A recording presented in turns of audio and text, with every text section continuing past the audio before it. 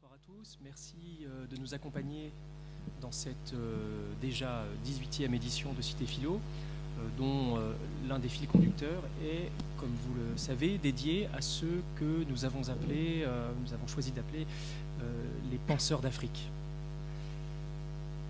Incontestablement, mon invité ce soir est bien un penseur d'Afrique, au sens le plus radical, le plus direct de ce terme, puisque ses travaux tournent autour d'un certain effort pour penser l'Afrique, et au sens le plus exigeant de cette expression, penser l'Afrique. Et il me semble que aujourd'hui, penser l'Afrique est un acte de résistance. C'est un acte de résistance à un moment où l'Afrique suscite tant de réactions immédiates, de préjugés, d'émotions.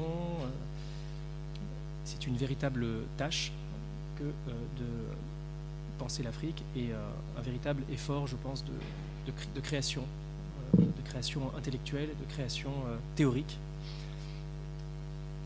avec des enjeux multiples qui sont pas seulement justement d'ordre théorique, mais aussi politique, éthique, etc. J'ai donc l'honneur et la joie d'accueillir Salim Abdelmajid, qui est ATER, donc attaché temporaire d'enseignement et de recherche en philosophie à l'université Nice Sophia Antipolis. Et il est l'auteur d'un travail en cours, assez imposant, important à beaucoup d'égards, qui tourne autour de ce qu'il appelle un concept d'Afrique. Un concept d'Afrique. C'est la raison pour laquelle j'ai intitulé cette rencontre pour un concept d'Afrique, en ajoutant ce terme pour, qui doit avoir un sens militant, le sens d'une exigence, d'un défi, comme cela apparaîtra dans notre discussion dans un instant. Alors pour dire un mot de la façon dont cette rencontre va se dérouler, comme traditionnellement à Cité Philo, je vais commencer par présenter rapidement ce travail, ce qui sera utile dans la mesure où, je le précise, il s'agit d'un travail en cours, d'un doctorat qui est en cours, qui n'a pas encore fait l'objet d'ailleurs d'une soutenance et non plus que d'une publication. Donc c'est un travail qui est à venir, qui est en cours d'élaboration et il sera d'autant plus utile de dire d'abord quelques mots de ce travail et on aura l'occasion ensuite d'essayer d'en donner un aperçu un peu plus approfondi dans notre discussion dans un premier temps, puis très rapidement vous aurez la possibilité de poser des questions à Salim Abdelmajid sur son travail pour prolonger notre propre dialogue. Alors, quelques termes de présentation rapide. Vous voulez élaborer, je le disais à l'instant, un concept d'Afrique. C'est d'ailleurs la première phrase de votre travail. Nous voulons élaborer, écrivez-vous, un concept d'Afrique. Nous voulons élaborer un concept d'Afrique. Vous n'en faites pas seulement une préoccupation personnelle, même si c'est une préoccupation aussi personnelle, mais vous en faites aussi une nécessité.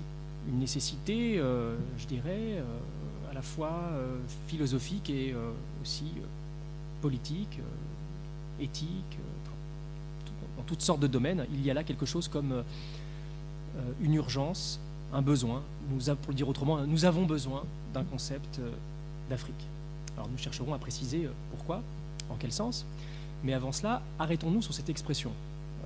Expression étrange, un concept d'Afrique, expression dissonante aussi, quand on la lit, quand on la reçoit, expression aussi passionnante par les contrastes qu'elle fait naître et par les tensions, les oppositions qu'elle dessine immédiatement à son audition, quand on l'entend. Alors je dirais que c'est une expression qui ne va pas de soi pour au moins trois raisons. D'abord, c'est une expression qui associe un terme abstrait, le terme, on pourrait dire, le plus abstrait qui soit, qui ne désigne d'ailleurs que l'abstraction, concept, voilà, c'est le terme le plus abstrait qui soit, avec le terme, ou un terme, qui au contraire désigne une réalité empirique, géographique, singulière, concrète, et parmi les continents d'ailleurs, peut-être que nous avons là le terme qui désigne le continent le plus singulier, le plus concret, celui dont la présence s'impose immédiatement dans notre imaginaire et dans notre perception immédiate d'une carte. Souleymane Bachir Diagne, que vous avez peut-être entendu en conférence d'ouverture de ce thème des penseurs d'Afrique, expliquait que l'Afrique s'étale comme ça au milieu de tous les continents, avec cette position, cette manière de s'imposer géographiquement avec une évidence au cœur du monde. C'est l'expression qu'il utilisait, de cœur au sens vraiment fort, vital du terme. Donc voilà, d'un côté un terme abstrait, de l'autre un terme concret, et parmi les termes abstraits, le terme le plus abstrait, concept, et le terme le plus concret géographiquement, peut-être en tout cas celui qui s'impose là, avec sa singularité, avec une singularité absolue, Afrique. Deuxième raison pour laquelle cette expression penseur d'Afrique, un concept d'Afrique soulève immédiatement un problème, ou en tout cas se donne comme quelque chose qui ne va pas de soi. Alors, ce qui semble poser problème, ce n'est pas seulement et pas d'abord cette alliance de l'abstrait et du concret, mais c'est peut-être l'exigence d'unité, l'exigence d'unification qui est appelée par cette expression. N'y a-t-il pas en effet des Afriques ? L'Afrique du Nord, une Afrique centrale ou subsaharienne, une Afrique du Sud, une Afrique francophone, non francophone, traversée elle-même par des langues multiples, des dialectes, des cultures, des histoires qui tellement différents, incomparables,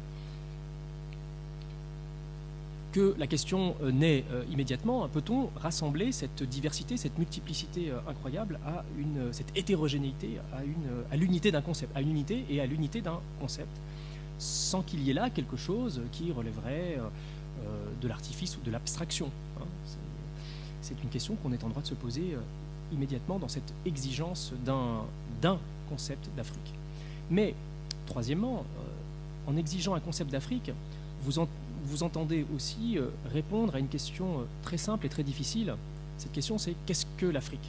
Qu'est-ce que l'Afrique ? Ce faisant, vous envisagez l'Afrique dans une perspective et un horizon dont vous avez bien conscience, dès le début, qu'ils sont, sinon étrangers, du moins extérieurs à l'Afrique, puisque ce n'est pas en Afrique, mais en Grèce, que sont apparus ensemble à la fois la question « qu'est-ce que ?» à travers la bouche même de Socrate, qu'est-ce que la justice, qu'est-ce que la beauté, qu'est-ce que le beau, et en même temps l'exigence du concept qui répond à cette question « qu'est-ce que ?»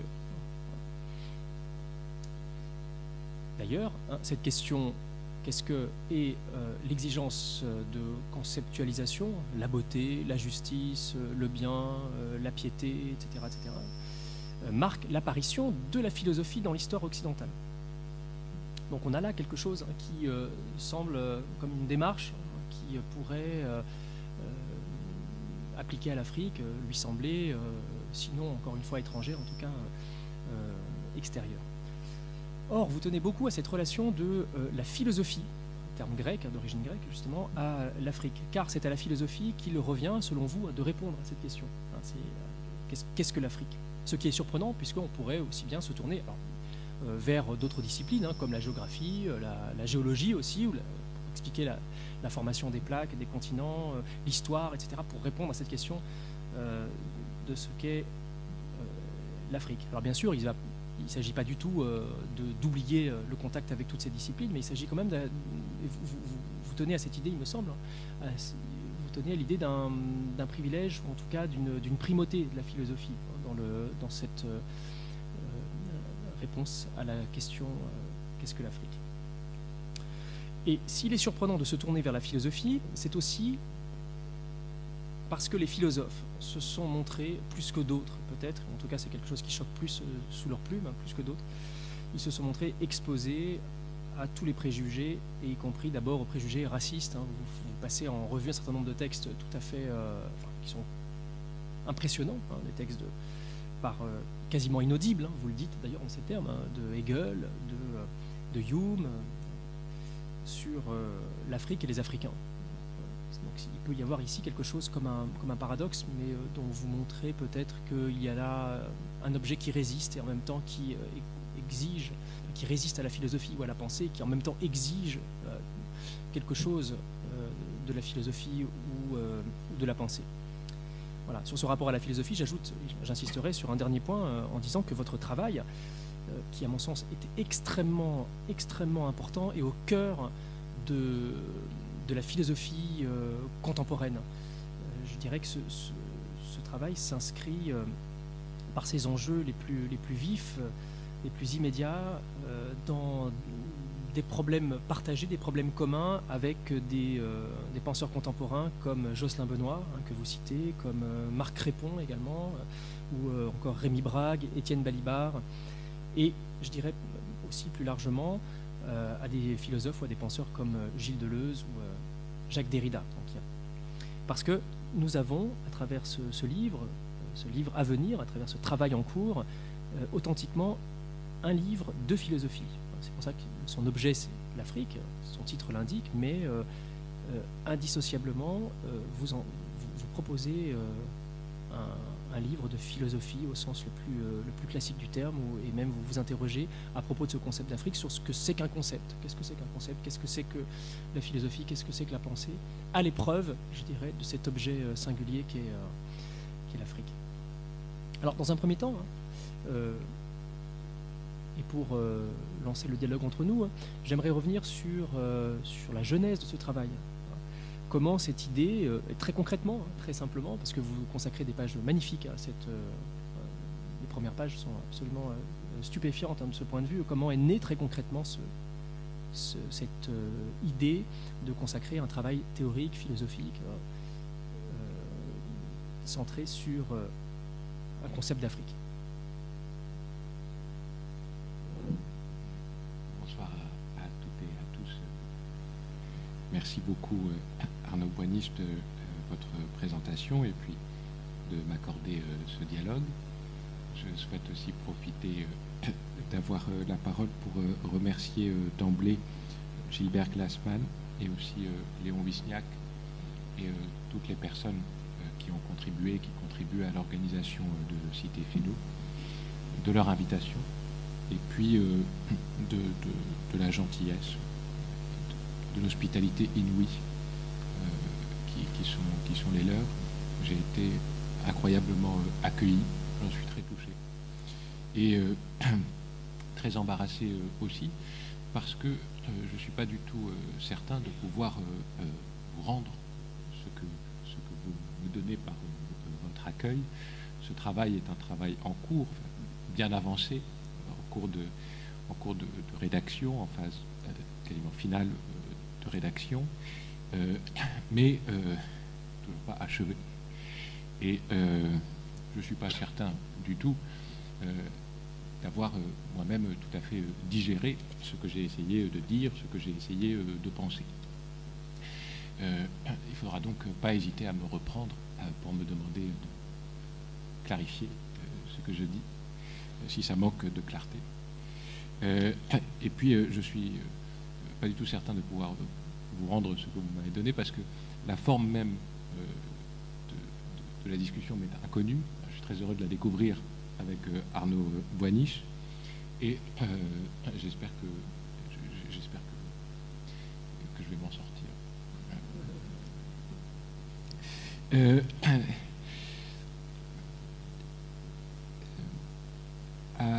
À l'automne 2001, mon professeur de philosophie en Cannes, au lycée Henri IV à Paris, nous a donné à rédiger chez nous une dissertation dont le sujet était « L'humanité est-elle une chose abstraite ?» Et il avait indiqué en bibliographie la crise de l'humanité européenne et la philosophie, qui est le titre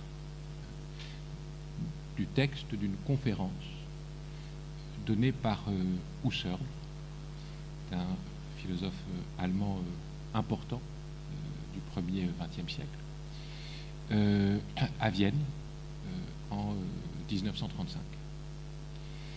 Et dans cette conférence, Husserl est amené à appeler à l'élaboration d'un concept d'Europe. Il dit, dans la conclusion de sa conférence, il faudrait élaborer le concept d'Europe en tant que téléologie historique des buts infinis de la raison. C'est une formule qui demande, pour être bien comprise, le contexte de la conférence. Pour le dire rapidement, Husserl pointait une continuité exclusive de la Grèce ancienne et en particulier de l'apparition de la philosophie dans la Grèce ancienne à l'Europe dans laquelle il s'exprimait en 1935. Une continuité exclusive, les deux termes peuvent être critiqués, la continuité d'une part, et puis l'exclusivité d'autre part, qui impliquait, pour ainsi dire, le monopole européen de la raison. Et j'ai été évidemment heurté profondément à la lecture de ce texte, à la lecture qu'on me le donne à lire comme un texte discutable. Et c'est à sa lecture que, en fait, sans m'en rendre compte, à la manière d'un réflexe, j'ai pensé qu'il faudrait élaborer un concept d'Afrique. Et c'est à ce moment-là que m'est venue cette idée. Et je me suis dit que quand j'en aurais la possibilité, c'est ce que je ferais. Et donc, quand j'ai avancé mes études au point d'être en mesure de proposer un projet de thèse, c'est ce titre-là que j'ai choisi. Oui, alors il y a une formule absolument frappante sur laquelle vous rebondissez immédiatement et qui dessine en creux votre projet, puisqu'on voit qu'il naît dans cette conférence. D'ailleurs, on voit immédiatement dans ce rapprochement l'urgence que peut revêtir ce concept d'Afrique quand on voit l'urgence qui était celle de Husserl dans un contexte de crise extraordinaire, morale, culturelle, politique, économique dans les années 30. Nous avons besoin, disait Husserl, d'un concept d'Europe, et on voit immédiatement par ce jeu d'écho l'ampleur des enjeux que vous esquissez dès le début. Et alors vous rebondissez sur une formule de Husserl qui est très frappante, qui est la suivante, que je lis, que vous citez dans votre thèse. Il y a en elle, donc en l'Europe, écrit Husserl dans cette conférence, quelque chose d'insigne à quoi tous les autres groupes de l'humanité eux-mêmes sont sensibles, quelque chose qui, abstraction faite de toute utilité, les pousse à s'européaniser plus ou moins, alors que nous, c'est important ce nous, si nous nous comprenons bien, nous ne nous indianiserons jamais. Le terme qu'utilise Husserl, fin de citation. Et vous rebondissez et vous commentez, justement, et j'aimerais que vous prolongiez justement ce commentaire, parce qu'il est impressionnant. Cela signifie aussi, écrivez-vous, nous ne nous africaniserons jamais. Oui, je pense que le discours de Husserl, ce qui est très violent, est représentatif du discours tenu par beaucoup de philosophes européens importants, peut-être en particulier allemands, depuis le XVIIIe siècle. Je crois que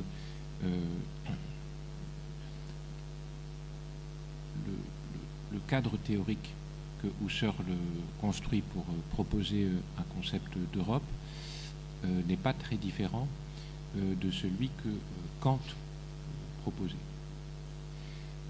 On retient de Kant ces trois critiques et on considère comme marginaux, comme on le fait souvent quand on enseigne les grands auteurs européens, des textes qui sont illisibles ou inaudibles si on les lit, en effet, de Kant. Et dans ces textes de Kant, qui ne sont pas ceux de la critique, on trouve aussi des essais qui se veulent, je dirais, explicitement politiques. Par exemple, Vers la paix perpétuelle, qui est un essai qui se définit comme cosmopolitique.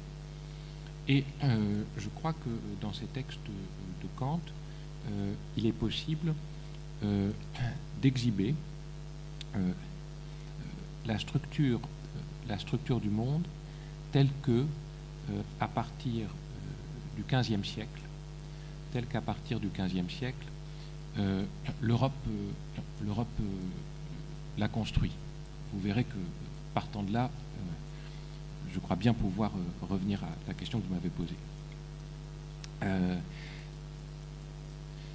Le monde tel que nous le connaissons est en fait relativement récent. Il date de la fin du XVe siècle.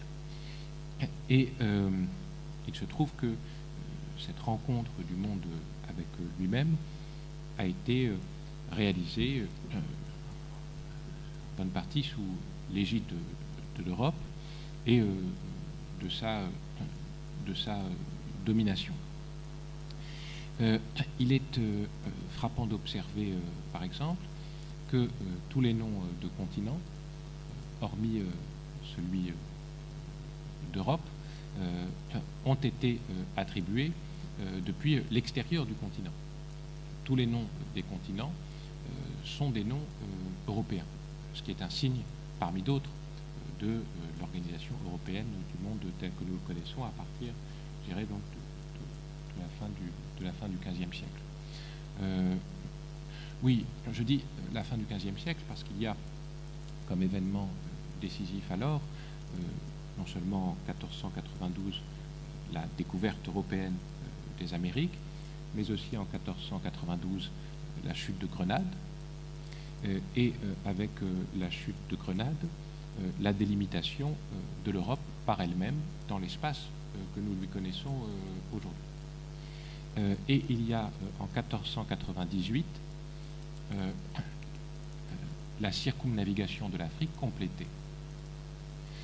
Ce sont trois événements absolument majeurs dans l'histoire de l'humanité qui ont lieu dans la même décennie. C'est pour ça que j'insiste sur la fin du XVe siècle. Et il me semble que il apparaît assez clairement, notamment à travers l'étude de la nomination des continents, que ce monde est organisé par l'Europe comme un module au centre duquel l'Europe se place elle-même, depuis lequel elle sépare, en les construisant, des parties du monde qui avaient été en relation les unes avec les autres, de façon à construire des relations de domination qui se sont effectuées à travers des phénomènes extrêmement violents, l'extermination des Amérindiens, la traite, la colonisation. Et je souligne ce point pour dire que il me semble possible de considérer comme relevant d'une structure commune les relations entretenues par chacune des parties du monde construites par l'Europe avec l'Europe. De telle sorte que, en effet, Husserl dit nous ne nous indianiserons jamais, de la même manière qu'il pourrait dire nous ne nous africaniserons jamais. Il prend d'autres exemples dans sa conférence. Il fait référence, par exemple, au Papou, et je crois que dans d'autres textes de la même période, il fait référence au Bantou. Cette relation asymétrique instaurée par l'Europe avec le reste du monde me paraît être un fait caractéristique de ces relations avec chacune des parties du monde. Et c'est pour ça que je dis que l'énoncé « nous ne nous indianiserons jamais » pouvait valoir aussi bien « nous ne nous africaniserons jamais ». Cette structure, donc, il me semble qu'on la trouve chez Kant, et je crois qu'on la retrouve chez Husserl. J'y réinsiste maintenant pour souligner qu'il y a un autre élément commun dans leurs propos, qui est la visée de la paix. C'est explicite dans le texte de Kant. Il vise la paix perpétuelle en se montrant, il me semble, beaucoup plus europolitique que cosmopolitique. Et Husserl écrit en 1935 un ouvrage qui porte sur la crise de l'humanité européenne. C'est une crise qui apparaît tout d'abord politiquement par, en 1935, la solidification des régimes fascistes, nazis, notamment en Europe de l'Ouest. Il parle en Autriche 3 ans avant de chose. Et je crois que Husserl se rend compte du péril, qu'il est dans une certaine mesure en situation d'anticiper les conflits à venir, et qu'il élabore, ou il appelle à l'élaboration d'un concept d'Europe en vue de se doter et de doter les Européennes et les Européens d'un critère à l'aune duquel juger convenablement de leurs relations. Or, unifiant ainsi l'Europe, suivant un geste qui me paraît à nouveau reproduire celui de Kant, un siècle et demi plus tôt, unifiant l'Europe, Husserl comme Kant la distingue du reste du monde. Ces deux gestes sont indissociables. L'unification de l'Europe et sa différenciation du reste du monde. De même que sont indissociables l'appel à la paix et, dans les deux cas, l'appel à l'européanisation. L'appel à l'européanisation est explicite, c'est le terme même employé par Husserl. On le trouve exprimé autrement chez Kant, c'est le mot de lumière. Voyez par exemple, qu'est-ce que les Lumières? Qu'est-ce que les Lumières est aussi bien un appel à l'expansion des Lumières dans le reste du monde. C'est un projet qui est par ailleurs précisé par lui dans des textes tels que Réflexion sur l'éducation, aussi bien la paix perpétuelle, Anthropologie du poète pragmatique, etc. Et ces deux gestes, ou plus exactement le caractère indissociable de ces deux gestes, unification, différenciation, appel à la paix et européanisation sous la forme de colonisation, ces deux gestes sont indissociables, me paraissent rendre compte de ce que fondamentalement il y a de défaillant dans la pensée par l'Europe d'elle-même, depuis, pour ainsi dire, sa constitution, et me paraît également pouvoir constituer un point d'entrée dans une réflexion sur l'Afrique qui tienne compte des conditions historiques de son apparition. J'ai insisté sur la date de 1498, qui est celle donc, de la circumnavigation de l'Afrique. Elle est réalisée, circumnavigation européenne de l'Afrique, réalisée par un navigateur portugais. Et j'y insiste parce que à cette période, toute l'Afrique, comme nous la connaissons, n'est pas appelée Afrique par les Européennes et les Européens, ni non plus par celles et ceux qui n'étaient pas appelés, ne s'appelaient pas encore, elles et eux-mêmes, africaines et africains. Afrique vient du latin Africa,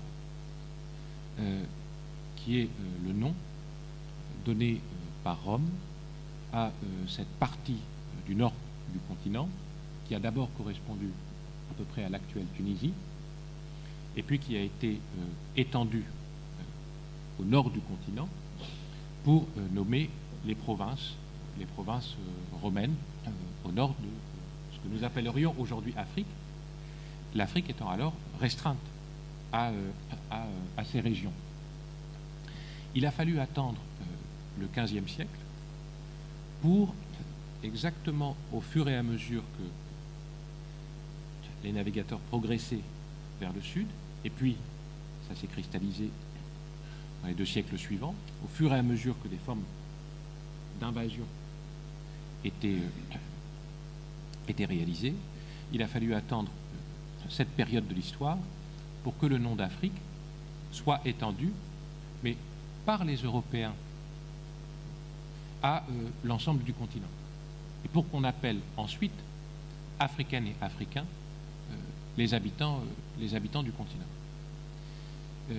J'y insiste pour souligner que, selon le terme choisi par un philosophe qui me paraît très important, très intéressant à lire pour réfléchir à l'Afrique, il s'appelle Valentin Yves Mudimbe, écrit Mudimbe, et qui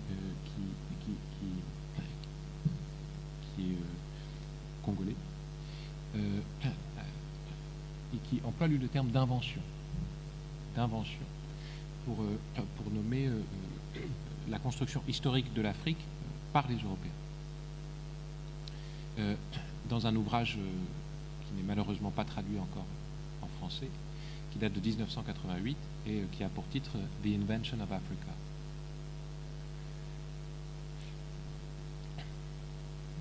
Vous me posiez la question de la difficulté de caractériser l'unité de l'Afrique. Peut-être que je peux en dire un mot. Je vais vous poser la question justement dans un deuxième temps sur la définition à laquelle, la définition, en tout cas l'exigence de définition à laquelle vous soumettez justement l'Afrique. Dans un deuxième temps, je voudrais juste prolonger sur un dernier point qui me paraît absolument fondamental dans votre recherche sur la question, sur votre lecture de Husserl. Parce que ce que je trouve très impressionnant, et là où votre livre prend une vraie dimension philosophique et une envergure exceptionnelle, c'est le moment où on comprend que cette lecture de Husserl, c'est pas seulement un événement théorique, intellectuel, c'est en même temps un événement personnel. Vous en êtes touché profondément dans votre corps, dans votre chair. Vous dites à un moment donné, vous reprenez des termes que vous empruntez à Fanon dans un texte très fort intitulé Les damnés de la Terre. Vous parlez des mots de raidissement, de tétanie musculaire que vous éprouvez à la lecture du texte de Husserl, la crise de l'humanité européenne et la philosophie. On comprend immédiatement qu'à travers ce concept d'Afrique, on n'a pas seulement un objet de pensée, un objet de réflexion, mais qu'il y va pour vous-même d'un effort d'autocompréhension, d'élucidation de vous-même. Vous avez une formule magnifique, vous dites « projetant de conceptualiser l'Afrique, je projette de me conceptualiser moi-même ». Donc j'aimerais que vous en disiez plus sur pour qu'on comprenne vraiment la dimension de ce travail qui rejoint cette exigence éthique ou philosophique, connais-toi toi-même, cette injonction finalement dans laquelle vous vous trouvez situé, sous laquelle vous vous trouvez placé dès lors que vous rencontrez ce texte de Husserl et qui vous renvoie immédiatement à votre propre subjectivité qui se trouve mise en jeu. Voilà, ce que je veux dire par là, c'est que je pense à Foucault en fait. Foucault explique qu'il n'y a eu aucun travail théorique digne de ce nom dans ses travaux qui n'ait renvoyé à une dimension de sa vie ou de son existence ou à une expérimentation active, vitale, jusque dans sa chair ou dans son corps, quelque chose qui renvoie à cette dimension. Il explique qu'il y a vraiment dans son travail, ça c'est une formule tardive, et je crois qu'il fait référence à Kierkegaard, d'ailleurs il dit qu'il y a une dimension autobiographique, y compris dans ces textes qui ont l'air les plus abstraits sur la médecine, sur la santé.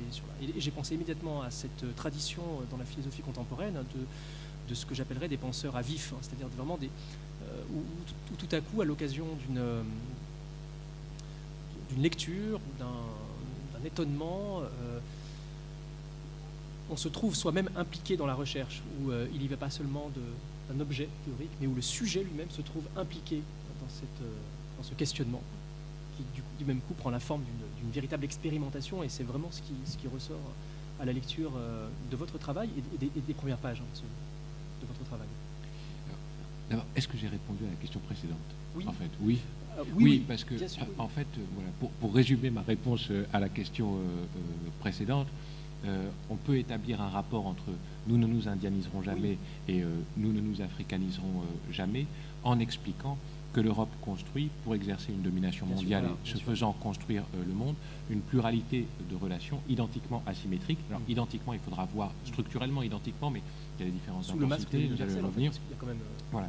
Et une asymétrie qui est exprimée par l'absence de réciprocité entre l'européanisation et l'impossibilité en retour de l'indianisation, je ne sais pas comment dire, ou l'africanisation.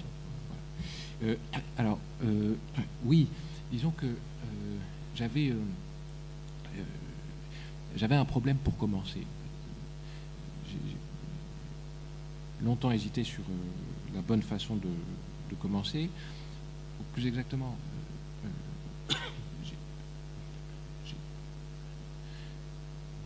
j'ai su assez rapidement comment il fallait commencer, mais j'ai mis du temps à oser commencer comme je crois qu'il fallait commencer. Quand on parle de l'Afrique, on parle de plus d'1 milliard de personnes. Projeter de faire un concept qui concerne plus d'1 milliard de personnes, ça me paraît nécessiter de prendre conscience autant que possible de sa responsabilité. C'est donc un geste, celui d'entreprendre l'élaboration d'un concept d'Afrique qui se veut indistinctement logique et éthique. Et ce qui vaut pour quelqu'un qui sait faire de la philosophie vaut pour n'importe qui statue sur l'Afrique. Dès lors qu'on parle de l'Afrique et de l'Afrique en tant que telle, il faut avoir conscience des responsabilités qui vont avec. Donc j'ai été très tôt conscient de cette responsabilité, et cette responsabilité, alors j'étais tout à fait prêt à faire tout ce qu'il fallait pour dire que des choses qui me paraissaient vraies, mais j'étais aussi très, très conscient d'être déterminé dans ma façon de me rapporter à l'Afrique par ma propre situation. Et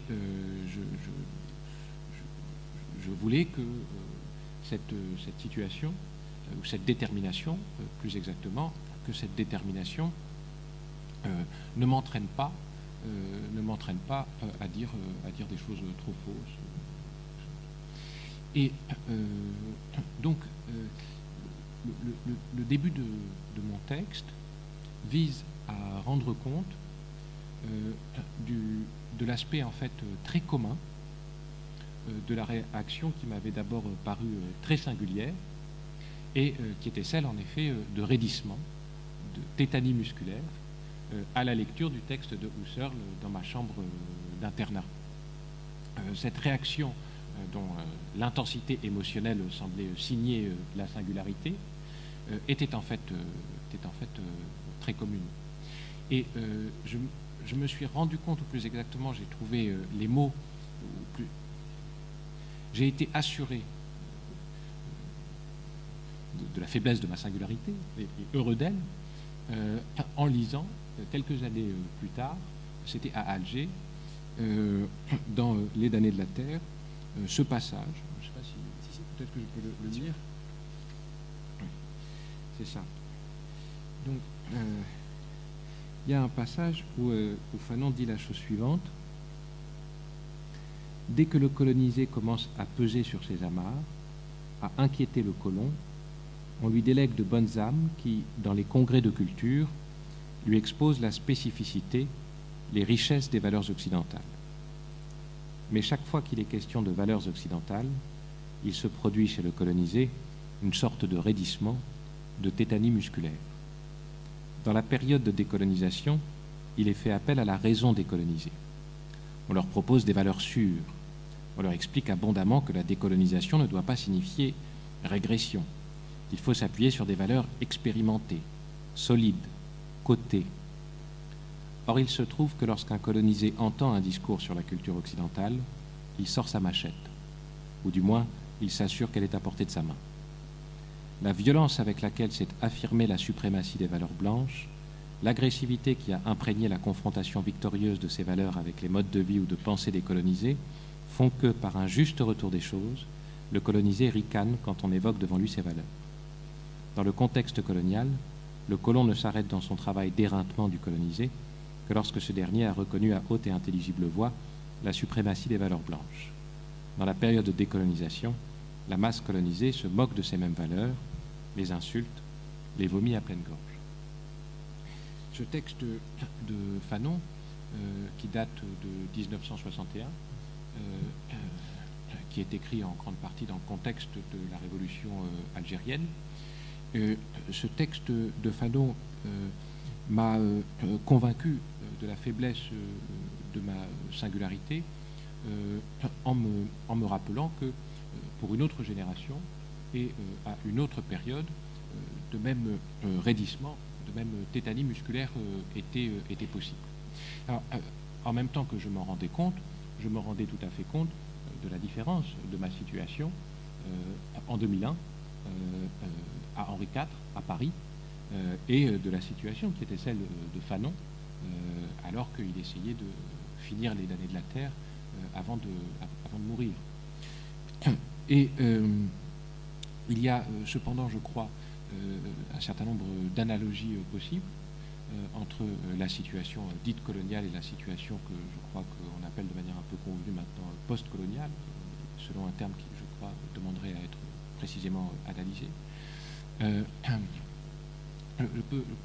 On peut par exemple souligner qu'à l'automne 2001, c'est-à-dire au moment où je lisais ce texte, il y avait eu non seulement les attentats perpétrés aux États-Unis le 11 septembre 2001, mais aussi qui contribuait à faire événement en France, la manière dont il en avait été rendu compte, notamment dans les médias français, qu'en octobre 2001 avait eu lieu le match de football France-Algérie, et que quelques mois plus tard, le représentant du Front National a été élu au second tour des élections présidentielles en France.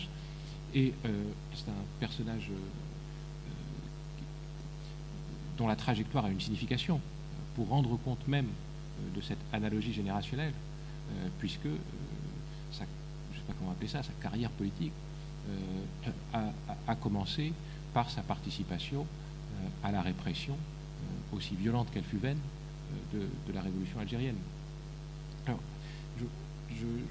j'ai aimé lire le texte de Fanon parce que, en m'assurant de la faiblesse de ma singularité, il m'a assuré que ce raidissement, cette tétanie musculaire, loin d'être un obstacle épistémologique, pouvait en fait constituer un atout. Et ça a été décisif. Il y a, dans cette période où je me suis mis à lire des choses qu'on m'avait en fait jamais donné à lire, d'autres textes que j'ai pu rencontrer où des descriptions proches étaient proposées. Vous pouvez voir par exemple les portraits du colonisé et du colonisateur de Memmi, d'Albert Memmi. Vous pouvez voir aussi l'orientalisme de Saïd, où Saïd produit une réflexion qui relève de l'auto-analyse. Est-ce que j'ai répondu à cette question? Oui, bien sûr, oui, absolument. Et c'était vraiment ce moment est très, très impressionnant, parce qu'on voit vraiment qu'il y a beaucoup plus ici qu'un enjeu, enfin, en même temps qu'un enjeu théorique, un enjeu d'autocompréhension dont on voit bien que effectivement ça pouvait dans un premier temps vous paraître un obstacle, qu'ensuite c'est devenu une ressource ou un objet aussi. Alors justement sur cette question, alors je vois leur tourner aussi, j'ai des questions. Si d'ores et déjà parmi vous il y avait des questions, ou en tout cas je vous annonce qu'il devient possible pour vous, si certains parmi vous, sur ce qui a déjà été dit et qui est déjà très riche, il y avait des questions, il est possible voilà. Je vous le dis, on continue un peu ce dialogue, mais c'est aussi pour vous inviter à penser à des questions qui, à mon avis, ne manqueront pas de surgir. Alors justement, sur la définition, ou sur ce que peut être un concept d'Afrique, on peut se demander dans quelle mesure il vous a semblé, dans votre réflexion, que ce concept, alors que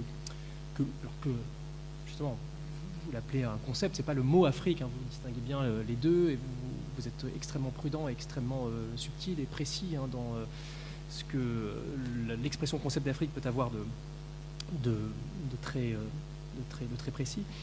Dans quelle mesure, justement, l'Afrique met-elle à l'épreuve le rapport de la pensée au réel? Parce que finalement, il y va de cette question.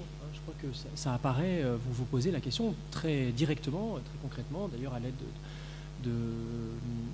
ou à travers un dialogue avec Jocelyn Benoît, qui a écrit un texte récemment intitulé Concept. C'est Concept, c'est ça? Oui. Oui. Voilà. Dans quelle mesure on n'a pas ici un objet parmi d'autres, je dirais, pour la pensée, mais dans quelle mesure l'Afrique met-elle à l'épreuve de façon singulière, à votre sens, notre rapport à la réalité, notre rapport au réel? Mais je peux peut-être partir pour vous répondre de l'apparente contradiction que vous releviez dans votre introduction, comme apparente, volontairement, entre le terme de concept, dans l'intitulé de ma recherche, qui serait le terme le plus abstrait qui soit, et le nom d'Afrique, qui serait celui de la réalité la plus concrète possible. Et je crois que la contradiction n'est qu'apparente. Je crois que la contradiction n'est qu'apparente et qu'elle a été, dans une certaine mesure, l'objet d'une stratégie. Je veux dire par là, ce qui est assez clair d'ailleurs à partir du texte de Husserl, que l'un des modes, l'une des façons, l'un des éléments de la construction européenne de l'Afrique a été la dissociation de l'Afrique et de la pensée, de l'Afrique et de la raison. Et c'est un premier point, évidemment, qu'il s'agissait de contredire, qui était contredit depuis longtemps, beaucoup de chercheurs, évidemment. Mais ça m'intéressait de me situer stratégiquement à ce point-là pour dire quelque chose à la fois à propos de l'Afrique et de la philosophie. Je crois en effet que malheureusement, suivant une entente relativement répandue, pour ne pas dire traditionnelle de la philosophie n'a pas à s'occuper de l'Afrique. L'Afrique est un objet qui devrait plutôt revenir à ce qu'on appelle les sciences sociales, les sciences humaines, parce qu'elle ne serait qu'empiricité, et que, en tant que pure empiricité, elle devrait revenir seulement à des sciences. Il ne s'agit pas du tout pour moi, disant ça, de mettre en concurrence la philosophie et les sciences sociales ou les sciences humaines. Au contraire, j'essaie de viser des agencements possibles. Il s'agit simplement de contester la séparation de la philosophie et de l'Afrique. Et je crois que si on pense qu'un concept d'Afrique est impossible, c'est qu'on se fait une fausse idée de ce que c'est qu'un concept, et une fausse idée de ce que c'est que la pensée et de ce que c'est que penser. En effet, j'insiste sur cet apparent oxymore pour dire par contraste qu'il n'y a rien de plus concret qu'un concept. De même que l'Afrique est aussi puissamment une idée qu'elle est une réalité. Et alors, ça, cette considération a des développements, elle a des développements logiques dans le cours de mon propos, et j'essaie de montrer notamment que il y a des concepts singuliers et empiriques.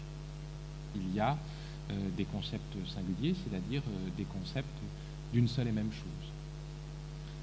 Par exemple, je peux vous proposer un concept du citronnier qui est dans mon jardin. Parce que je peux dire aussi bien à propos de lui que c'est le même que celui qui y était il y a 28 ans. Et c'est la constitution d'une telle identité logique, j'y tiens, et non pas une identité politique, il faut le dire dans le contexte français de ces dernières années, une identité purement logique, prouve qu'il y a là concept. Il n'y a pas besoin que le concept soit général pour qu'il y ait concept. Comme par exemple on ferait du concept de table, on aurait tout un tas de tables, et puis le concept de table, ce serait le point commun exclusif de toutes les tables. Je pense donc que la pensée, notre façon de penser, peut très bien s'emparer de l'Afrique et se laisser emparer elle-même par l'Afrique. Évidemment, ça a des conditions logiques. Il s'agit d'essayer de penser un peu autrement, un peu en dehors, logiquement, des cadres qui sont, je dirais rapidement, les cadres de la représentation, qui sont ceux encore traditionnels aujourd'hui, non seulement en philosophie, mais pas seulement en philosophie.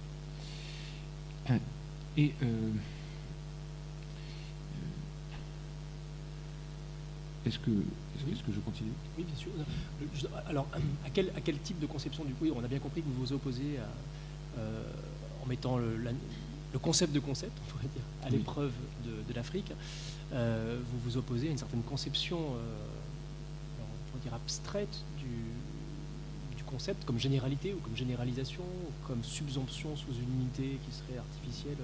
Mais aussi bien, vous vous opposez à un certain type de discours qui serait totalisant ou réconciliateur. Enfin, je pense à Hegel notamment, hein, qui constitue un contrepoint. Alors, non seulement pour la raison qu'on a indiquée tout à l'heure, d'ailleurs, Souleymane Bachir Diagne aussi a rappelé le texte difficile de Hegel sur l'Afrique,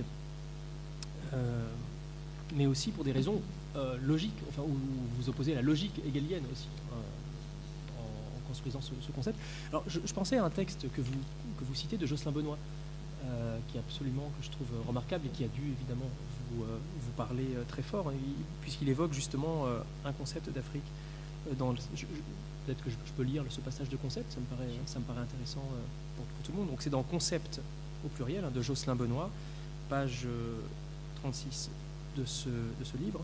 Ce qui est insupportable, quoi qu'il en soit, c'est un certain discours hegelien satisfait, endémique aujourd'hui, sans doute en alibi à nos renonciations, selon lequel la pensée, se dressant sur ses ergots qu'elle sait ou croit, entre parenthèses, croit savoir bien planté dans le réel, dit d'un coup de bec pouvoir avaler celui-ci.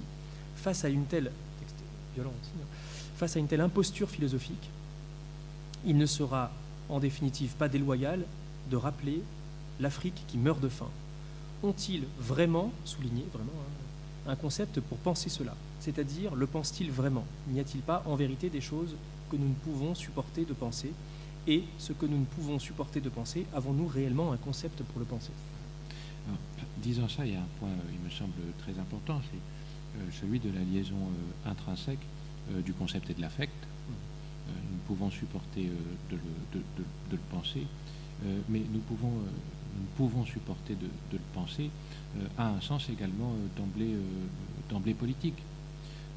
Évidemment, il y a une raison pour laquelle il y a des choses pour lesquelles nous avons des concepts et puis d'autres pour lesquelles nous n'avons pas de concepts.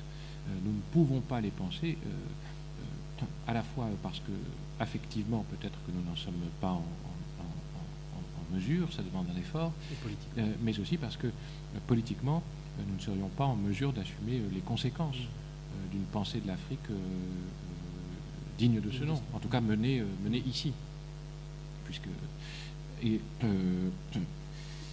Enfin bon, tout ça me permet de dire une chose, il faut se méfier en effet des philosophes, je crois, qui pensent qu'on ne peut pas conceptualiser l'Afrique. Est-ce que j'en profite pour dire un mot de l'unité? Oui, bien sûr. C'est compris dans la question, d'ailleurs. Oui, parce que parmi les conditions logiques de la conceptualisation, il y a l'unité de l'objet du concept. Pour qu'il y ait un concept d'Afrique possible, encore faut-il qu'il y ait dans le réel quelque chose qu'en effet on pourrait appeler Afrique et qui soit un. Or, comme vous l'avez indiqué, il est frappant que l'Afrique est parcourue par une infinité de différences, dans une infinité de dimensions, dans une infinité de domaines. Et qu'il faut en être conscient au moment d'en indiquer éventuellement l'unité. Disant cela, je crois que de la même manière que nous devons faire attention aux totalisations trop rapides de l'Afrique, nous devons être aussi attentifs aux pluralisations trop rapides de l'Afrique. Parce qu'un certain nombre de ces pluralisations sont elles-mêmes produits de construction et qui ont servi une domination unifiée. Je pense par exemple à la pluralisation comme division du Nord et du Sud, qui recoupe la différence raciale entre noir et blanc. Il y aurait une Afrique blanche s'il y a une Afrique noire. Différence aussi d'ordre géopolitique, celles qui sont indiquées sur les cartes par les frontières, qui sont des frontières qui ne sont pas endogènes, sont des frontières qui ont été construites, imposées. Donc, nous devons faire aussi attention aux pluralisations trop rapides de l'Afrique et aux catégories de la pluralisation. Et alors, évidemment, si on doit faire attention à la fois à l'unification, à la fois à la pluralisation, on a l'impression d'être réduit au silence. Bon, je crois qu'il faut simplement être prudent autant que possible. Pour rendre compte de l'unité, ou en tout cas pour faire l'hypothèse d'une unité, je suis parti, quant à moi, d'un double étonnement. Le premier est celui que j'ai indiqué plus tôt en vous disant qu'il me semble que l'Afrique est une invention historique relativement récente, qui a une date d'apparition. Et c'est quelque chose qui m'a étonné parce que j'avais toujours entendu parler de l'Afrique un peu comme on parle des parties du monde à Koh Lanta. Je veux dire comme une donnée naturelle éternelle. Il y aurait toujours eu Afrique. Et c'est la nature, en quelque sorte, qui nous aurait donné l'Afrique. Bon, c'est pas du tout ça. Et alors cet étonnement m'a beaucoup plu. Mais du coup, à partir du moment où on se rend compte que l'Afrique est une invention européenne, on est obligé d'être méfiant à l'égard de cette formulation elle-même. Parce que dans le propos de Husserl, il faut bien comprendre qu'à un point de vue moral, il y a l'affirmation d'une dette de l'Afrique, des Africains, de l'ensemble des parties du monde colonisées à l'égard de l'Europe. Une dette infinie. Dette à l'égard de l'Europe qui, par la colonisation, aurait permis au reste de l'humanité de se reconnaître elle-même comme humanité, de s'humaniser. Et donc je crois qu'il faut en être conscient pour qu'on le comprenne bien, le sens de la formule invention. Invention, c'est-à-dire une construction en vue de la domination. Construction par l'imposition d'une relation entre un dominant et un dominé. Et c'est à partir de ce point que je peux peut-être expliquer ce qui a été mon second étonnement important, enfin le second étonnement constitutif en tout cas de l'hypothèse d'une unité, qui a été le constat dans la période des indépendances de la reprise du mot d'ordre de l'unité africaine par la quasi-totalité des organisations indépendantistes. À tel point qu'une organisation de l'unité africaine a été créée dès 1963, je dis dès 1963, pour souligner que toutes les indépendances n'ont pas été acquises alors, et pour souligner la rapidité de cette création, la rapidité avec laquelle des États nouvellement indépendants se sont donné une structure continentale. Et ce point m'intéresse beaucoup parce qu'on y trouve l'unité de l'Afrique affirmée par les Africaines et les Africains eux-mêmes. Et ça m'intéresse parce que il semble donc qu'il y ait eu dans l'histoire l'affirmation d'une unité de l'Afrique qui ne soit pas le pur revers, le pur envers d'une domination. Et l'étonnement a été, je pourrais le formuler ainsi, comment le nom de l'aliénation, Afrique imposée pour la domination par les Européens aux Africains, a-t-il pu être le nom de la libération? Et mon hypothèse est qu'il l'est devenu, d'un devenir qui est constitutif de ce qu'à mon sens nous devons appeler Afrique quand nous disons Afrique. Je crois que nous pouvons trouver en Afrique, à une échelle rare par son ampleur, géographique, démographique, historique, une structure d'émancipation qui peut valoir de modèle dans toute situation de domination. Je pense que ce passage d'une unité de domination à une unité d'émancipation, d'une unification passive à une unification active, peut être appelé, c'est le terme que je propose, négativité. Négativité à nouveau au sens d'un contraste. J'appelle négativité africaine la productivité unificatrice et émancipatrice de l'Afrique, de la négation africaine, de la négation européenne de ce qui devenait l'Afrique. Je crois que l'émancipation a pu être produite comme une négation de négation, ou comme le produit d'une négation de négation. Et ce phénomène, ou plus exactement cette structure d'émancipation, me paraît pouvoir être réemployé dans d'autres situations, de domination. Alors, évidemment, ce qui m'intéresse, c'est d'en faire simplement une hypothèse, de voir dans quelle mesure elle résiste ou non à l'examen, aux faits, et d'en saisir la singularité pour l'Afrique. Mais je dirais que il y a là, dans l'affirmation par les Africains et les Africains eux-mêmes, au plein moment de leur émancipation, de leur unité, un fait historique qui me paraît rendre possible une affirmation non aliénante de l'Afrique, tel qu'un concept puisse en être élaboré. Mais bon, on se situe encore début de la recherche. Justement, je voudrais rebondir sur ce terme de négation. Il y aura peut-être des questions après. Oui, d'accord. Alors, je pose juste cette question parce que c'est dans le prolongement de ce que vous venez de dire sur l'idée de négation, parce que j'ai peur après qu'elle m'échappe et puis que voilà, on s'en éloigne. Est-ce que c'est le sens important et précieux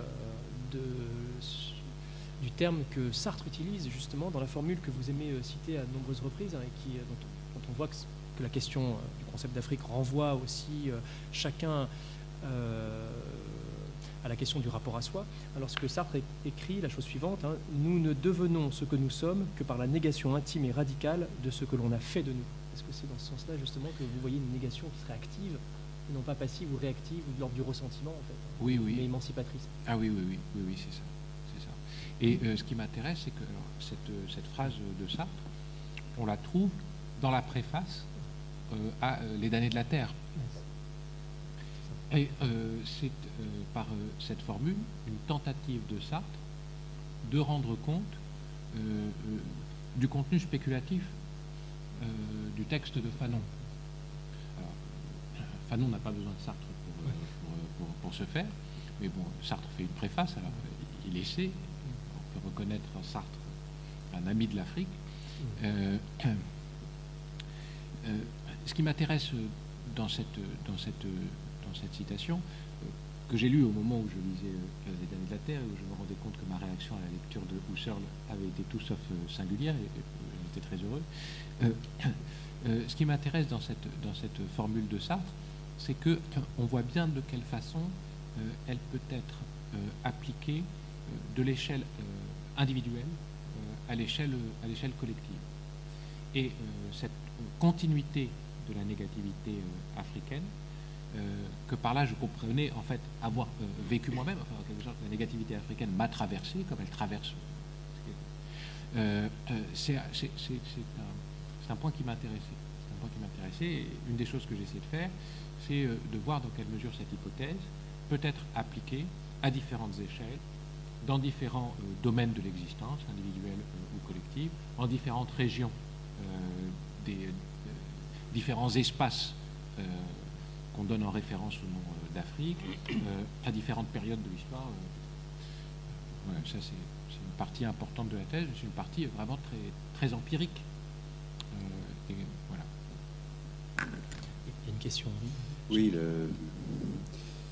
ce que vous appelez votre double étonnement et puis votre effort pour penser l'hypothèse de l'unité à partir de ce double étonnement est tout à fait intéressant.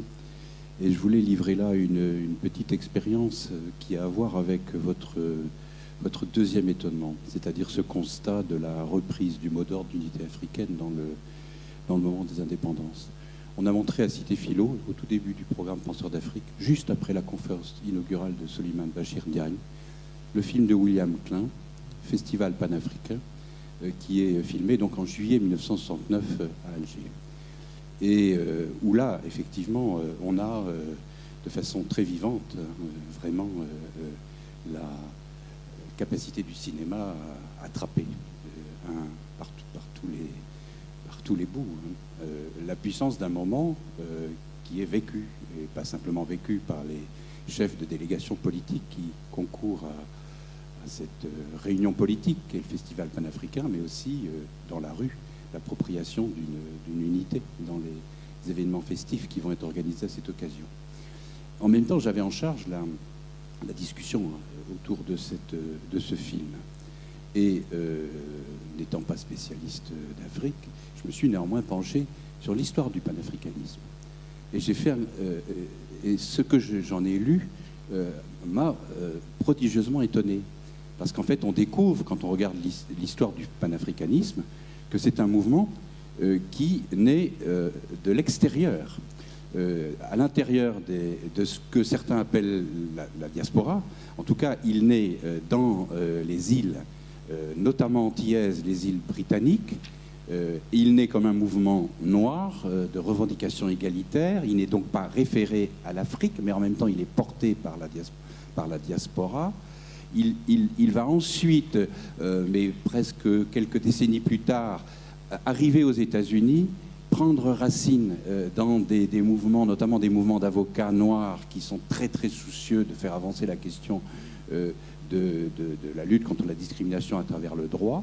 Et ça n'est que beaucoup plus tard qu'il revient dans la conjoncture des luttes de libération nationale et de la construction des États africains. Alors, c'est pas du tout pour minorer la force de votre hypothèse, mais en même temps, c'est parce que je pense qu'il y a véritablement un événement des révolutions de l'indépendance nationale, et que là, le moment est propice pour cette reprise dans le cœur du continent, mais en même temps pour aussi ouvrir un questionnement vis-à-vis de vous sur aussi le rapport à l'extérieur, c'est-à-dire à ce qu'a produit l'esclavage et la traite par le phénomène diasporique.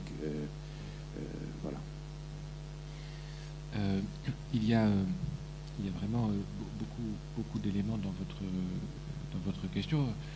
J'aimerais pouvoir répondre à tous. Peut-être que je peux partir ou repartir pour me faire comprendre ensuite de la référence que j'ai donnée plus tôt à la cartographie européenne. Si on observe l'évolution de la cartographie européenne de l'Afrique à partir du XVe siècle, on peut distinguer trois mouvements successifs du nom d'Afrique dans l'espace délimité comme l'Afrique sur la carte. Tout d'abord, un mouvement d'extension, depuis l'Africa romaine du Nord jusqu'à l'ensemble du continent. Et puis, on peut observer un mouvement de réduction. Il y a une période pendant laquelle le nom d'Afrique est, pour ainsi dire, systématiquement situé au sud de la limite qui est alors construite comme limite, le Sahara. Cette période qui correspond à l'intensification de la traite, qui a commencé dès le XVe siècle, manifeste l'identification produite dans le discours européen sur l'Afrique entre Afrique et noirceur. Et je pense que on ne comprend pas la contre-identification à l'origine du panafricanisme entre Afrique et noirceur si l'on ne comprend pas cette massification première. Si bien que, en fait, l'origine du panafricanisme semble confirmer la validité du concept de négativité. Alors, il me paraît le confirmer pour une autre raison. Vous avez fait référence, en effet, aux Antilles. Il a eu, dès le XIXe siècle, une importance assez considérable en Amérique du Nord aussi. Et puis, cette relative identification de l'Afrique et de la noirceur semble avoir été une constante jusqu'à l'exact lendemain, comme on dit, de la Seconde Guerre mondiale. Lors d'un congrès panafricain très important qui date de 1945, qui a été tenu à Manchester, panafricain signifie encore l'ensemble des populations dites noires dans le monde. Et vous avez raison de souligner que les indépendances africaines constituent un tournant dans la conception africaine de l'Afrique. Et ce qui est vrai au sud du Sahara est aussi vrai au nord du Sahara. Par exemple, si vous reprenez les documents du FLN entre 1954, pour l'exemple de l'Algérie, et les années 57, 58, puis ensuite, vous trouvez la référence à l'unité africaine progressivement apparaître et être décisive. Il y a en 58 notamment une réunion très importante qui est tenue à Accra, à laquelle Fanon participe. Évidemment, cette variation discursive correspond et le reflet d'une variation matérielle qui correspond, dans le contexte des luttes d'indépendance, à la solidarisation des mouvements indépendantistes. Alors là, évidemment, transcendant les fausses barrières jusque-là construites, et notamment la barrière que le Sahara a constituée. Donc, vous comprenez que le festival panafricain de 1969 a aussi un enjeu politique et est aussi un élément de discours politique. Il s'agit, en particulier pour Alger, d'affirmer l'unité africaine de deux façons. Premièrement, par-delà la différence entre noirceur et blancheur, qu'il faut refuser de voir appliquée en Afrique même. Et deuxièmement, qui est une conception qui porte sur la modalité même de l'unité. Vous savez qu'il y a à cette période une opposition politique au sein de l'Afrique entre des conceptions de l'unité africaine. Et Alger s'oppose notamment à Dakar, de ce point de vue-là. Il y a une conception qui est autre de l'unité africaine, qui est représentée par Senghor, et il y a une critique qui est faite à partir des années 1960 du concept de négritude, qui est aussi une critique politique. Et il faut bien voir que cette critique, je crois, doit être comprise comme une critique de la négritude en 1960. Et non pas comme une critique de la négritude en général. Il y a chez ceux-là même qui critiquent l'usage idéologique de la négritude dans les années 1960 pour ralentir le processus d'unification de l'Afrique, eh bien, un certain nombre de personnalités qui reconnaissaient à l'avènement de la négritude, sa puissance insurrectionnelle sans limite, conceptuelle aussi bien qu'artistique. Donc, sans aucun doute qu'il s'est produit quelque chose, à ce moment-là, et que on en trouve d'ailleurs une manifestation à nouveau dans l'évolution de la cartographie européenne, puisque il y a un troisième mouvement, un troisième déplacement du nom Afrique sur les cartes européennes de l'Afrique, qu'on peut périodiser à partir, je dirais, du milieu du XIXe siècle, ou la fin du premier XIXe siècle, correspond à l'invasion par la France, par les armées françaises de l'Algérie. Le nom d'Afrique remonte, cette fois, et réenglobe le nord du continent. Par quoi nous pouvons comprendre aussi bien que la noirceur, qui est évidemment une notion idéologique, une notion politique, est appliquée, cette fois-ci, aux colonisés du Nord. Ce qui est un point qui me paraît devoir être rappelé aujourd'hui, encore au nord de l'Afrique. Voilà. Et il est certain qu'il y a eu une évolution conceptuelle, une évolution organisationnelle du panafricanisme. Et un deuxième aspect de votre... je dirais qu'il y a trois aspects dans votre question, parce qu'il y a un autre aspect de votre question qui est impliqué par celui-ci, et qui est celui du rapport pour ainsi dire, conceptuel à proposer entre la noirceur et l'Afrique. Et évidemment, ce questionnement est indissociable du questionnement sur la délimitation dans le réel qu'il faut proposer pour le terme Afrique. Est-ce que Afrique doit être réduit au continent? Est-ce qu'il doit être réduit encore plus à l'Afrique noire, comme on dit? Est-ce qu'il doit inclure la diaspora?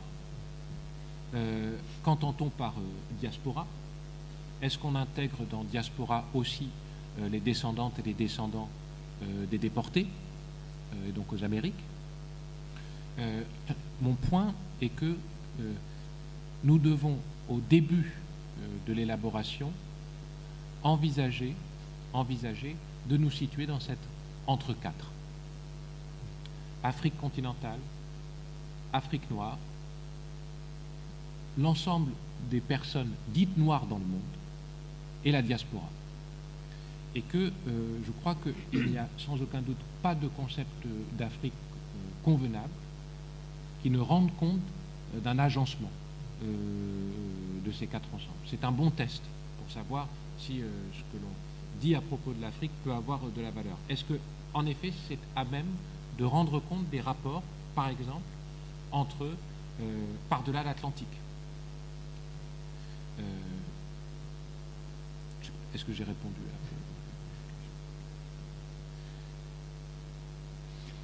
Est-ce qu'il y a d'autres questions parmi vous?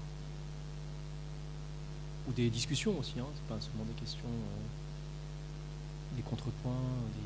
Alors, moi, juste en attendant peut-être une question, sur votre démarche, je me demande si vous seriez d'accord pour dire que, d'une certaine manière, vous proposez une déconstruction du terme Afrique. Ce qui m'a frappé, hein, vous multipliez les angles pour essayer de voir, un peu à la manière de Derrida, justement, hein, vous faites jouer l'étymologie. Alors vous notez quelque chose d'intéressant à propos de l'étymologie. Vous dites qu'à ce jour, ça m'a frappé, ça m'a surpris, parce que, encore une fois, comme quelqu'un d'extérieur, mais peut-être comme aussi un symptôme, qu'il y a ce jour, il n'y a pas d'études qui aillent jusqu'au bout, d'études rigoureuses sur l'étymologie du mot Afrique. À ma connaissance... à part le latin africa ou, à ma connaissance, le latin africa est la racine la plus éloignée dont on soit certain.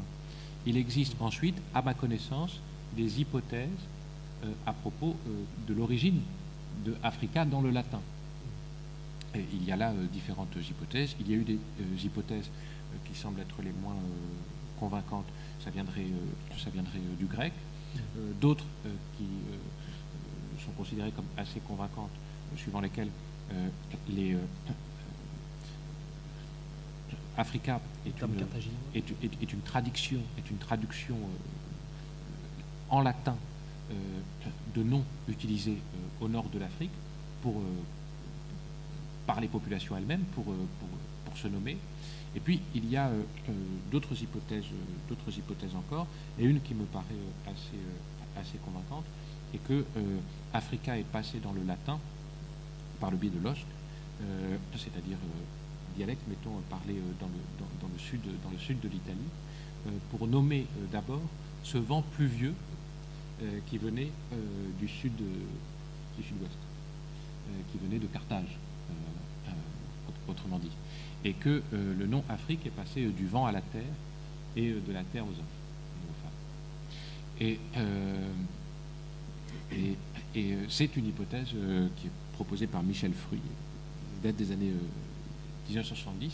Il se trouve que je l'ai rencontrée, que je lui ai posé des questions, et donc qu'elle m'a renvoyé vers différentes hypothèses, etc. Mais à ma connaissance, il n'y a rien de tout à fait attesté sur l'origine du mot Africa en latin. Ouais. Alors, pour ce qui concerne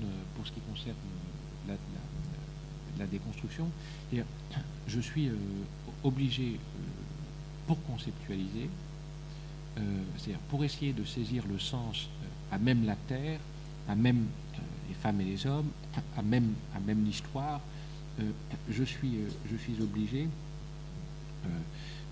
de recourir au discours tenu sur la terre, au discours tenu sur les femmes et les hommes, et c'est par ce biais-là que je suis en mesure de dire quel a été le sens attribué à l'Afrique pour la construire comme telle, quel a été le sens de sa réappropriation par les Africains et les Africains eux-mêmes, quel est le sens qu'on peut lui accorder dans le monde, parce que c'est un autre élément qui me paraît important. Nous parlons de l'Afrique en ne parlant que d'elle jusqu'à présent, mais évidemment ce qui est présupposé et qu'il faut toujours avoir en tête, je crois, c'est que nous ne pouvons pas isoler l'Afrique, ni réellement, parce qu'elle est dans le monde, ni évidemment logiquement, parce que ce serait l'abstraire. On parlerait dans le vide en ne parlant que de l'Afrique. Donc je pense qu'il faut également toujours parler du rapport de l'Afrique et du monde pour pouvoir parler de l'Afrique convenablement, et que la possibilité même de parler du rapport de l'Afrique et du monde eh bien, a constitué une cible eh bien, de sa lumière. Mais pour ce qui relève donc de la déconstruction, c'est un terme que je n'emploie pas moi-même, précisément parce que je suis conscient de la connotation déridienne. Et alors, une fois que j'ai dit ça, pour deux raisons alors, la première, c'est que je ne suis pas sûr de connaître Derrida suffisamment pour pouvoir l'employer ainsi. C'est plutôt Foucault. C'est plutôt Foucault sur lequel je m'appuie méthodologiquement. Et il y a une autre raison, c'est que je me demande si... bon, ça c'est une question logique, je ne sais pas si ça a beaucoup de sens de la dire comme ça. Mais je ne suis pas certain, pour le trop peu encore que j'ai lu de Derrida, je ne suis pas certain qu'il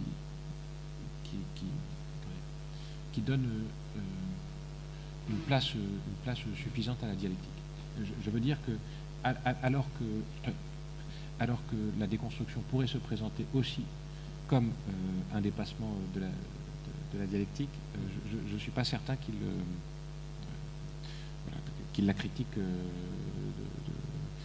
enfin qu'il lui donne toute la place nécessaire. J'ai l'impression que pour penser l'Afrique, il faut passer par c'est ça. Il faut passer par un raisonnement de type dialectique qui doivent être critiqués. Ce dont il se démarque par le concept de différence. Voilà. Mais je pense que... Mais je me demande, je ne suis pas certain toujours que la différence implique le... Enfin, je ne suis pas certain de la mesure dans laquelle la différence implique le conflit dont elle est l'issue en étant la différence. Ouais. mais ça, c'est... Voilà, il faudrait que j'aille voir... je m'intéresse en particulier, bon, je cite le monolinguisme de l'autre voilà, Derrida fait lui-même usage d'une expression frappante dans un entretien avec Habermas, le concept du 11 septembre. Oui. Donc du coup, ça m'a frappé justement le rapprochement ou l'écho entre vos deux titres. Oui, mais Derrida est sans aucun doute un auteur à l'arrière-plan. Disons que par la suite, je sais bien qu'il faudra que je lise. Voilà, moi j'ai une formation en fait vraiment on ne peut plus classique. Et donc Derrida n'est pas encore un auteur qu'on donne à lire en cagne. Cela dit, Deleuze non plus. On passait plus volontiers par Deleuze. Oui, alors je ne sais pas pourquoi Deleuze.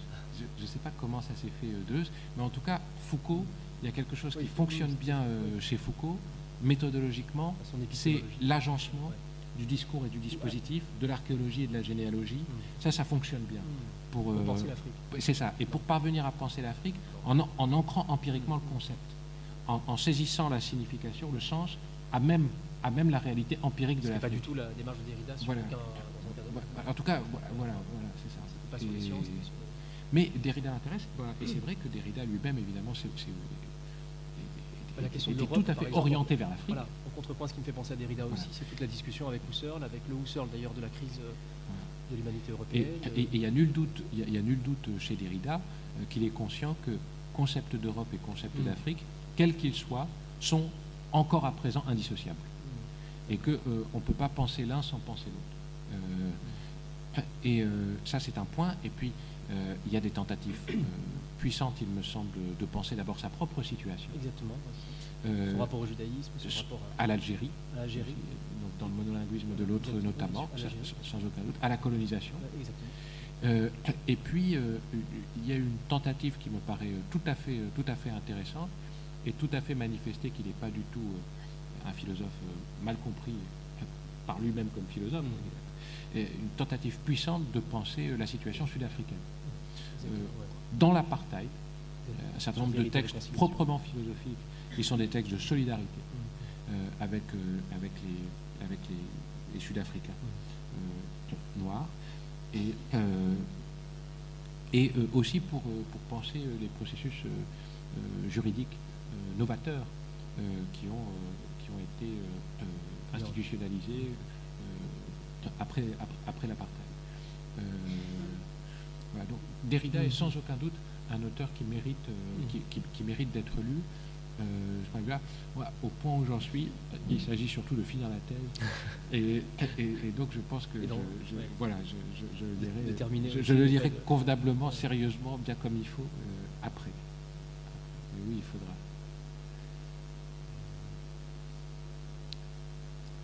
Est-ce qu'entre-temps, une question a surgi Oui.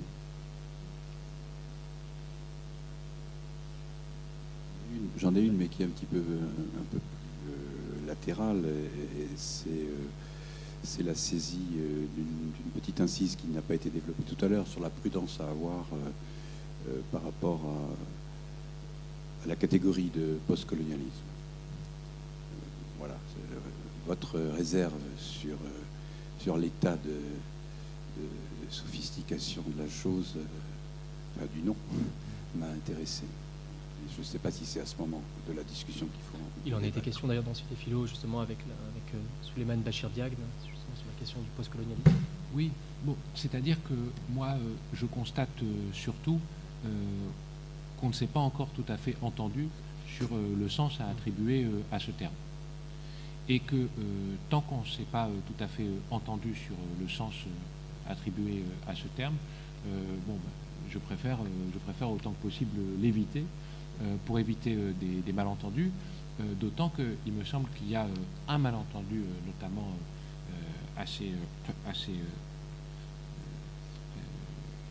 un malentendu en particulier qu'il me paraît falloir repérer comme possible et puis duquel il me paraît falloir se protéger, qui est le malentendu suivant lequel la structure coloniale aurait disparu. Il y a dans le poste la possibilité de comprendre que le fait colonial, la structure coloniale, a disparu. Et je pense que une telle affirmation implicite, possiblement implicite, masquerait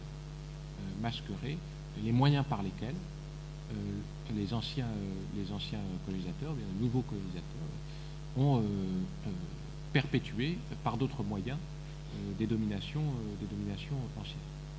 De ce point de vue-là, je crois que le concept qu'on cesse d'utiliser, parce que on considère comme passé de mode, je considère que le concept de la notion, mettons plutôt, de néocolonialisme est plus nettement encore aujourd'hui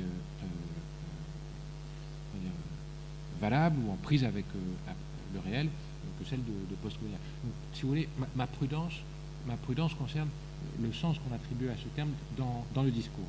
Ceci étant dit, j'observe également qu'il y a beaucoup de chercheurs dans ce qu'on appelle les postcolonial studies, les études postcoloniales. On emploie le terme très facilement anglo-saxon parce que c'est un geste de recherche qui vient des universités, je crois, anglo-saxonnes.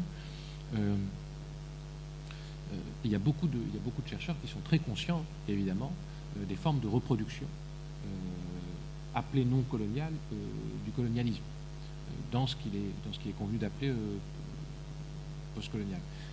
Je souligne ce point pour démarquer ma prudence d'un certain nombre de critiques faites aux postcolonial studies qui me paraissent quelquefois un peu trop faciles parce qu'elles sont un peu trop nettement basées sur une idée qui me paraît fausse, suivant laquelle on ne peut pas faire de la bonne recherche, on ne peut pas être rigoureux si on est en même temps militant. Et je crois que ça, c'est un trait relativement répétitif des critiques des postcolonial studies, mais pas seulement, des gender studies aussi, comme on dit, des théories du genre, et d'un certain nombre de recherches menées sur les situations de domination et sur les processus d'émancipation. Si la référence que j'ai donnée un peu plus tôt à la double lecture de Husserl et de Fanon peut avoir un intérêt, c'est aussi pour souligner à nouveau que la conscience de son application politique dans la situation qu'on étudie, à nouveau, loin d'être un obstacle, je crois, est un atout épistémologique. Alors, qui implique évidemment toutes les considérations nécessaires pour faire du bon travail, mais je pense que c'est une erreur de considérer ça comme un obstacle, et j'ai l'impression que beaucoup des critiques vers les postcolonial studies s'appuient sur cette idée qui me paraît être une idée reçue, et en profitant en plus de ce que c'est un champ qui est encore en cours de constitution, et qui est un champ dont l'objet, ce sont des dominés, et dont les chercheurs sont, dans le champ général de la recherche, plutôt eux-mêmes asymétrisés qu'asymétrisants. Donc ça me paraît... je me méfie un peu aussi. Autant je me méfie du terme postcolonial que je me méfie des critiques un peu trop faciles de ce terme. De ce qu'on appelle la recherche.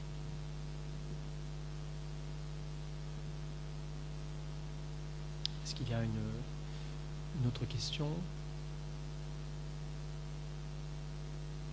Moi, j'en aurais d'autres, notamment une qui m'est venue en écho à ce que Souleymane Bachir Diagne a dit dans sa conférence inaugurale à propos de Hegel.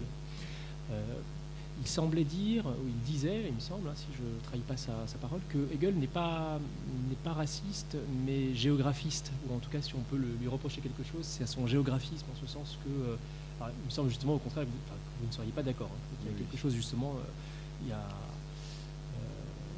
un racisme, enfin, comment dire, une dimension géographico-raciale, ou en tout cas, parce que il expliquait que dans son texte, Hegel dit en substance que le problème n'est pas celui des Africains, ou que l'Africain n'est pas essentiellement inférieur, mais simplement que lorsqu'il quitte l'Afrique, il peut accomplir de grandes choses. Enfin, il y a quelque chose.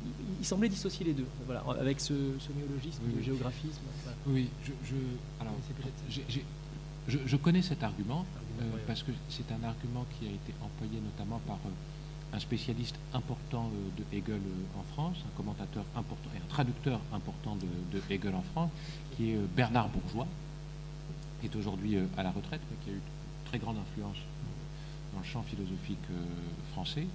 Et vous pouvez trouver dans un recueil d'articles paru au PUF en 92, je crois, qui s'intitule Études hegeliennes, vous pouvez trouver notamment un article qui s'appelle Hegel et l'Afrique, et qui est le texte d'une conférence qu'il a tenue, lui, à Yamoussoukro, et où il s'agit pour lui, en effet, d'expliquer que Hegel n'est pas raciste.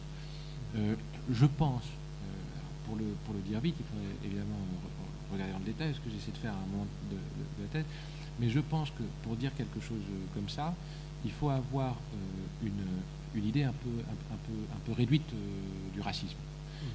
Il y a eu sans aucun doute une forme paradigmatique du racisme qui a été très efficace discursivement et puis malheureusement réellement à partir du XIXe siècle, mettons un racisme biologique qui trouve ses racines dès le XVIIIe siècle et qu'on trouve d'ailleurs exprimé par Kant. Mais sans aucun doute que Hegel ne place pas de contraintes biologiques. Il n'y a pas de différence biologique nette entre ce qui serait du coup des espèces différentes, plutôt que des races, mettons, différentes. Mais je crois que par racisme et par racisme, je crois qu'il faut entendre l'injonction ou la sommation de l'existence des races et la sommation de l'organisation du réel en fonction de l'existence de races. Et je pense que par race, on peut d'abord entendre un ensemble humain clôturé, un ensemble humain clos, et donc même pas nécessairement l'instauration d'une inégalité. Alors, chez Hegel, il y a sans aucun doute une inégalité, et cette clôture me paraît tout à fait présente chez Hegel. Et je pense qu'il est important d'avoir en tête cette évolution du discours raciste pour ne pas se laisser avoir par des dénégations racistes du racisme. Mais non, je ne considère pas du tout qu'il y a une inégalité biologique entre les races. Je dis juste que ça ne se passe pas bien quand je sais pas moi, quand on fait un couple mixte, enfin n'importe quoi. Mais c'est typiquement le genre d'argument qu'on pourrait entendre aujourd'hui chez les gens qui tiennent des propos ouvertement racistes. Il y a alors Fanon, puisqu'on parlait de lui, Fanon s'en rend compte, puisqu'il est lui amené en effet à devoir déconstruire sans cesse les arguments colonialistes dans un combat qui est aussi un combat discursif, un combat conceptuel, dans un texte qui s'appelle Racisme et culture et que vous trouvez dans un recueil de textes de Fanon qui s'intitule Pour la révolution africaine. Et Racisme et culture, qui est, si je ne me trompe pas, je crois que c'est ça, qui est le texte de la conférence qu'il prononce au 56 au congrès des écrivains africains qui a lieu à Rome. Il faudra vérifier, mais allez voir en tout cas racisme et culture, qui est typiquement une définition du racisme irréductible à ce moment du racisme qui a été son expression biologique. Et donc, je pense que Hegel, pour moi, il me paraît évident que Hegel est raciste, et en vérité, la seule issue qu'il propose à l'Africain pour être humain, c'est d'être européen. Mais oui. Et je pense que cette issue, dans cette issue argumentative, a un pendant dans le réel colonial, qui est un pendant dans le réel colonial.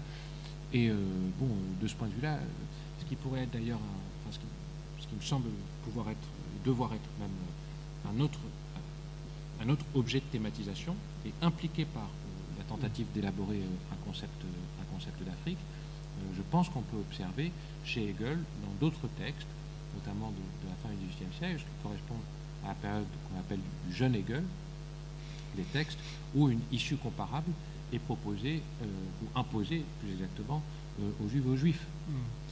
Il n'y a d'issue pour les Juifs que le christianisme. Dans un texte, ou dans un ensemble de fragments qui est présenté comme un texte, qui s'appelle l'esprit du judaïsme. Et je pense d'ailleurs qu'il y a une déconstruction, je crois, indissociable de l'antisémitisme et du racisme, européen. Dans le texte de Sartre, on le retrouve. Oui, tout à fait. C'est le même qui écrit les réflexions sur la question juive et qui écrit Orphée Noir, et qui écrit en préface des Années de la Terre. Et,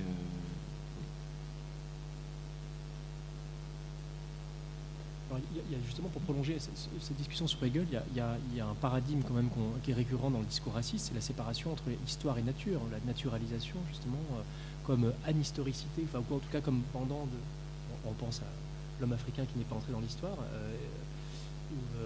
ce discours récent et aux formules qu'on trouve dans la Raison dans l'histoire de Hegel, justement, vous pointez cette formule de Hegel qui correspond pour vous à l'énoncé justement d'un concept d'Afrique. Le terme n'y est pas, l'expression vous dites-vous il n'y est pas, mais par contre le projet ou le propos est là.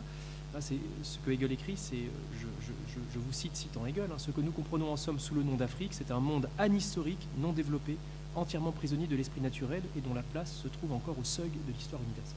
Voilà.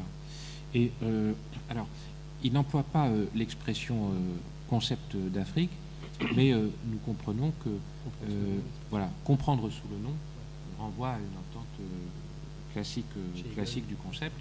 On a là sans aucun doute formulé un concept d'Afrique. Hegel conceptualise l'Afrique par l'anhistoricité. L'Afrique se distingue, se singularise par le fait de n'être pas historique.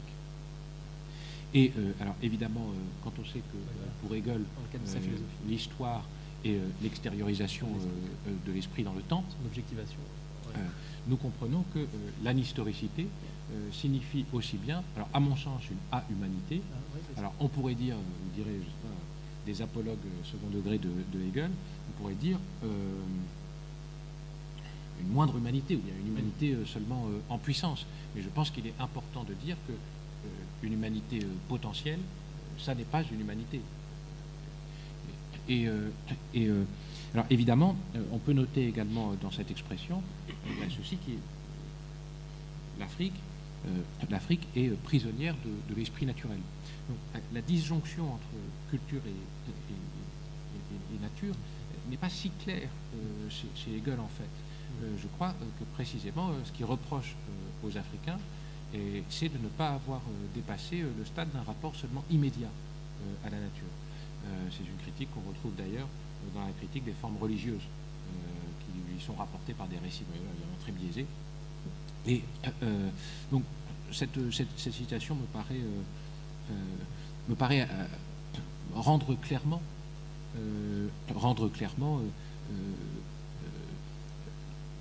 l'exclusion par Hegel de l'Afrique hors de l'esprit.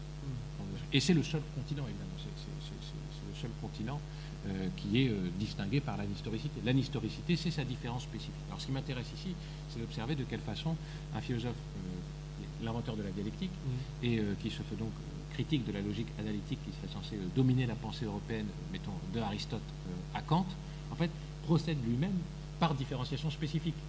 C'est-à-dire procède lui-même à partir des préceptes logiques qui sont ceux d'Aristote. Et ça me paraît assez clair. Alors bon, tout ça vaut ces remarques à propos de l'interprétation par Bernard Bourgeois. Il faudrait évidemment qu'elle soit précisée par moi dans une critique tout à fait sérieuse de la chose, que je vais essayer de faire. Donc, je ne sais pas exactement ce que Souleymane Bachar Diagne a dit. Il faudra que j'en discuterai volontiers avec lui. Et voilà. Est-ce qu'il y a peut-être une dernière question?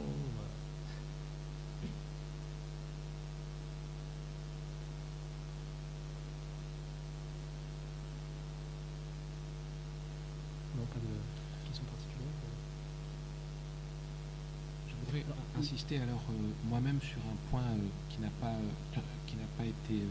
pas été fait et qui concerne une des finalités espérées d'un tel travail, bon, qui me paraît requérir d'ailleurs d'être collectivisé dans la suite de la recherche. Il s'agit évidemment de contribuer autant qu'il est possible à la transformation de la situation critique de l'Afrique. Sans doute que la lecture du texte de Husserl a constitué un point de départ chronologique de cette recherche. Mais il faut bien voir que, traduit, j'allais dire réflexivement, la volonté d'élaborer un concept d'Afrique est la conséquence du double constat à la fois de la situation critique de l'Afrique et de l'ignorance que je crois constater du sens du nom Afrique. Et je pense qu'il y a un rapport entre cette ignorance d'une part et la situation de l'Afrique d'autre part. Autrement dit, je crois qu'il peut y avoir une efficacité réelle de la possession d'un concept d'Afrique. Et je pense que une des raisons pour lesquelles, après tout, tant de programmes de développement ont échoué, c'est précisément parce qu'ils étaient appliqués à quelque chose dont on ne s'était pas tout à fait demandé ce que c'est. Et je pense que si on veut être en mesure de transformer la situation critique de l'Afrique, il importe, et en ce sens-là il y a une urgence pratique à l'effort pour chacun d'élaborer un concept d'Afrique, de dire ce que c'est que l'Afrique. Et le prolongement de ce point, qui est en rapport avec mon insistance sur l'expression conceptuelle de l'unité de l'Afrique au moment des indépendances, c'est que l'unité africaine, l'unité politique africaine, me paraît être une condition pratique, mais pas seulement, de la transformation de la situation critique de l'Afrique.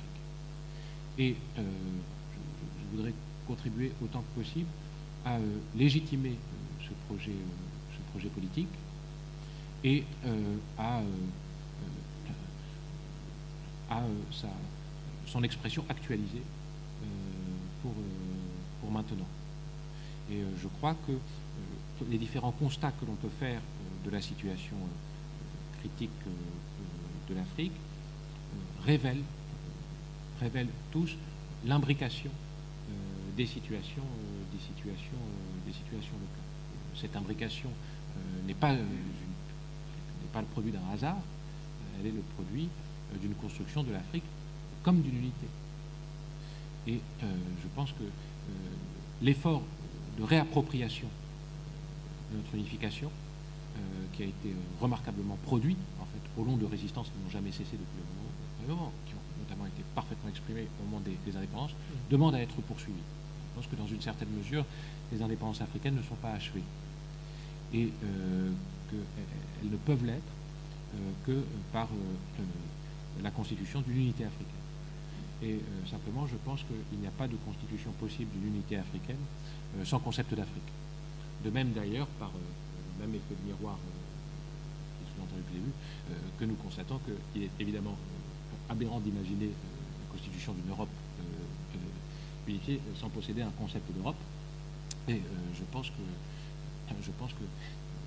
l'Afrique peut fournir, par sa pensée d'elle-même, en fait un concept d'Europe à l'Europe. Et ce serait... ça fait partie du travail aussi. Il faudrait évidemment que ce ne soit pas du tout suivant la même structure que celle dans laquelle l'Europe a donné à l'Afrique un concept qu'elle a elle-même critiqué. Voilà.